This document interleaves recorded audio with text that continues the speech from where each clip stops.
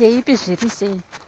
Ndaiti inini pane pandakaona pane pakangoiswa chisefa chigaba chisefa so chemari.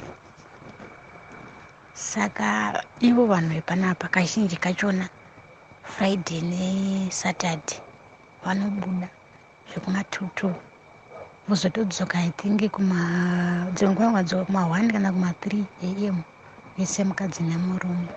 Asi panenge pane pangori nevana, mwana wachona muhombe haana kumbokura zvekutodaro, ane 19 netumwe tudiki tumaform 2 grade 7 grade 6.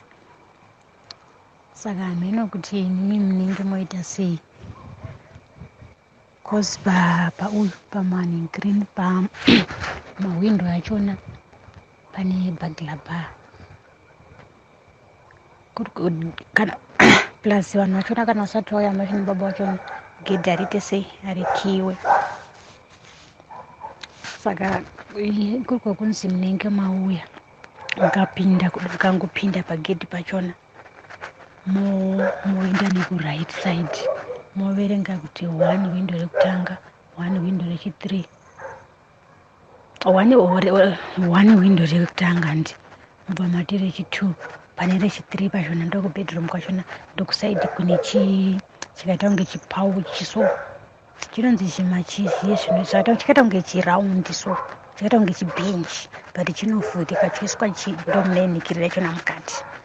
Saka hameno kuti tinobudirira here padhiri rachona iroro. Ende futi vanoita maraundi emagrosari, so fakutara kunoko mumba imomo mukati mupaseji mune mabhokisi anosvika kuma7 ema12 lita anenge ane 12 ma2 liters ayaya. Then mugaraji panze pana futi mabhokisi ema7 maki anosvika kuti kuma70. Saka pakaipa hameno kuti todiwa guys, toita sei?